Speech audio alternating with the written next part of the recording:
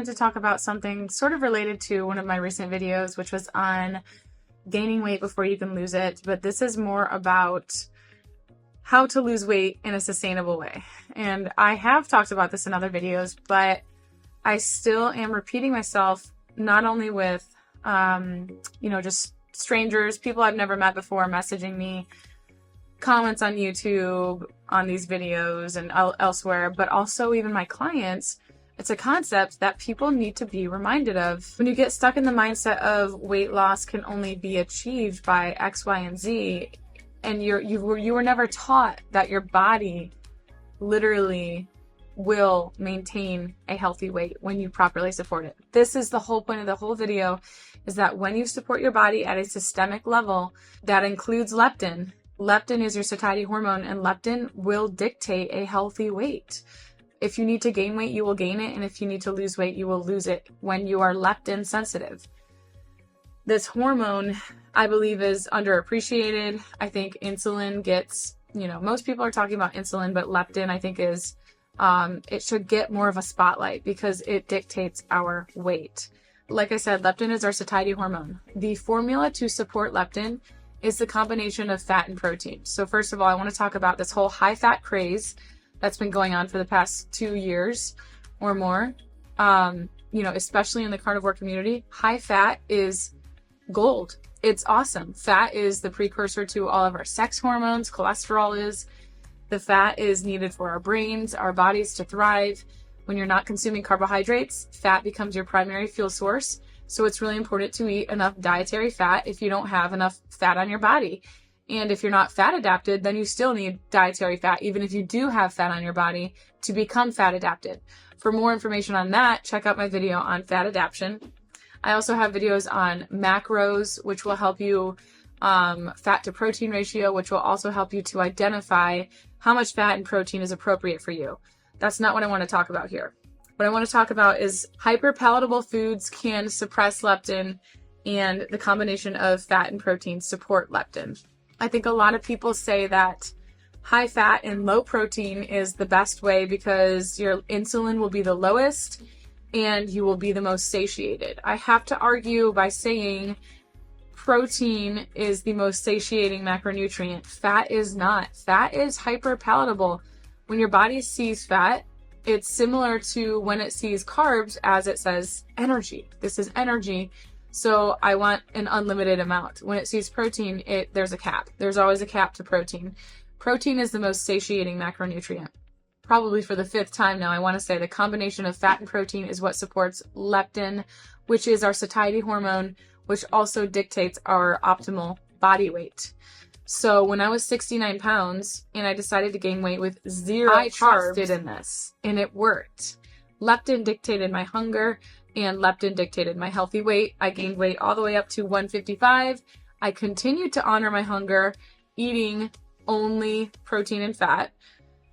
And then my weight dropped down to 125, and it stayed there until I got pregnant. And then eventually I did add in carbohydrates, not until 3 years after my healing, complete healing, and being totally stable, inside and out. Hormones, physically, even emotionally. I had to heal from all of my really toxic relationships with food, with myself, with other people, and with God.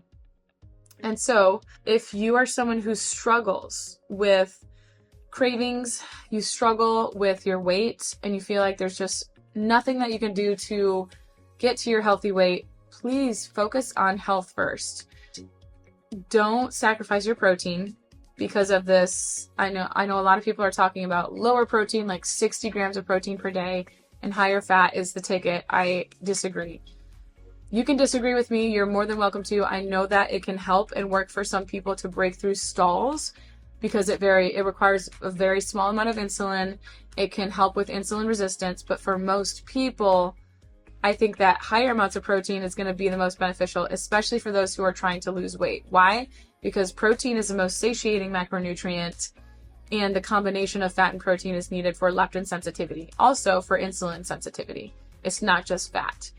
I say this not just because I know it for fact, scientific fact, but because I have lived it. I was keto for 15 years before I went carnivore. I was afraid of eating too much protein and spiking my blood sugar with that protein. And along that road, I had to just bite the bullet and eat the protein, more protein than I was comfortable eating. My blood sugar did rise for a short time. It didn't go crazy, but it did rise. But that is still what I needed to heal. And when I stayed consistent, my blood sugars came back down. I became more insulin sensitive, and my blood sugar now does not go above 85. It's always sitting around 80, 85, super stable. So that's just a little bit of history. I have been through different types of variations of keto and carnivore, and I have been coaching since 2020. I have not worked with anyone where the 60 grams of protein per day was sustainable. I have unfortunately gained a lot of clients who were misled within the carnivore community to eat 3 sticks of butter a day and 60 grams of protein. And they're binge eating because they're never satiated, and they've gained 80 pounds because they're eating 3 sticks of butter a day and they're never satiated. So there's a much more balanced approach that I'm a fan of, which is 1 gram of protein per pound of desired body weight. And your fat will vary dependent on your goals and your status, basically, whether or not you're fat adapted, how much body fat you have, your thyroid health, different things like that. When you want to lose weight, you don't have to restrict. You don't have to fast. I do believe that intermittent fasting is appropriate and healthy for any human being, even when you want to gain weight. So I never ate more than 2 meals a day, and I never fasted less than 16 hours, even when I was 69 pounds. I gained all my weight, healed all my hormones, fasting 16 hours overnight and eating in an 8-hour eating window. Insulin has to come down every night because that's when other hormones are elevated, including human growth hormone. So for someone who wants to gain muscle and get healthy and gain healthy weight, you've got to allow that human growth hormone to elevate. And it is the highest between the hours of 10 p.m. and 2 a.m. So if you're eating a meal late at night that's spiking your insulin, or even just some protein, that will raise your insulin and that will interfere with human growth hormone. Or people who are bodybuilding and then they eat a bunch of carbs, that will also really raise your insulin, which can also interfere with human growth hormones. So everyone, I believe, should be intermittent fasting. If you find that you cannot intermittent fast, I would recommend eating fat, pure fat, outside of your eating window, not protein. You don't want to raise that insulin. The point is to keep insulin low. So fasting is not needed to lose weight. Extended fasting and intermittent fasting are both good tools to lose weight quickly, especially extended fasting. But we see that most people who do extended fasts gain back all the weight when they start eating regularly again. Extended fasts, I think, are a great tool mostly for healing, for autophagy, for boosting your immune system. It can be a great tool for weight loss. It definitely is, but it's not the only way to lose weight. I think the best way to lose healthy weight while maintaining your lean mass is to find some macros that are appropriate for your body and to be consistent with them, and don't jump off the wagon every week, every weekend. Be consistent. Eat protein for your body, enough protein for 1 gram of protein per pound of ideal body weight, and then as much fat as appropriate. And so if you're fat adapted, you could scale back the fat, do a 1-to-1 fat to protein ratio, and tap into your own body fat stores. You just have to be patient. I think the problem is that people want to lose weight way too quickly. I can't tell you how many intake forms I've read, and in the section where it says your goals, or what would you like to accomplish together, they will put, I would like to lose this amount of weight in this amount of time. And 50% of the time, it is not a healthy rate of weight loss. I once had someone say, I wanted to lose 90 pounds in 3 months. And I was like, you must weigh 800 pounds then, because otherwise it wouldn't be healthy. I think a healthy rate of weight loss is 1 to 2 pounds per week at the most. More than that, I highly doubt you're losing just fat. You're probably losing muscle. So our weight loss goals, I think, are unrealistic, too quick. We don't have any patience around the matter.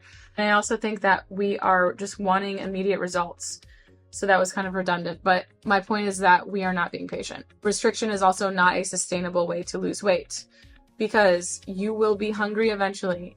Even if you had the willpower to ignore your hunger for the rest of your life and you wanted to restrict forever, guess what? You run into issues. When you deprive your body of nutrients for long enough, it will bite back. It will respond and it will say, all right, well, I guess I'm going to downregulate my thyroid and I'm going to downregulate my kidneys and I'm going to start sacrificing my bone health because you're not giving me what I need. Your body is way smarter than you think. You can't manipulate things in that way. Long-term restriction will not work. It will make you worse in terms of health and in terms of the ability to lose weight. Extended fasting is not the long-term solution, okay? The long-term solution to maintain a healthy weight is leptin sensitivity, eating appropriately for your body's needs, and consistency. When you are healthy and you're supporting your hormones, your body will find a healthy weight. There won't be a struggle to lose weight. Someone recently commented on one of my videos. They asked, what are you doing to lose your pregnancy weight? And I said, I'm already back to my pre-pregnancy weight and I haven't done anything intentionally. Literally nothing. I have continued to eat to support my body and my hormones. My hormones were healthy before I got pregnant. I kept my hormones healthy during pregnancy. Praise God for that. And they are still healthy after giving birth and breastfeeding because I am supporting myself with proper nutrients. I am so intentional with that. So I haven't really worried or even cared much about my weight. I was really impressed to see that my stomach went back to normal within 10 days. But as far as extra weight that I was carrying, I am back to my pre-pregnancy weight already. And that's because I've supported my body. There's no secret. There's no secret. I've not taken supplements. I have not restricted. I've not been extended fasting. I have not been restricting fat. You guys see what I eat. I eat fatty lamb chops. I mean, it's just supporting your hormones. So please, please, please, please hear me. I am not an exception. This is how we're created. When you support your body at a systemic level, it will heal. You will be leptin sensitive, and that leptin will dictate a healthy body weight. If you have been stuck at a weight loss plateau for a very long time, there is an underlying cause. That may be hypothyroidism. That may be mold toxicity. It could be so many different things. But you need to allow your body to heal from that root cause first before you can lose weight in a sustainable way. That is all.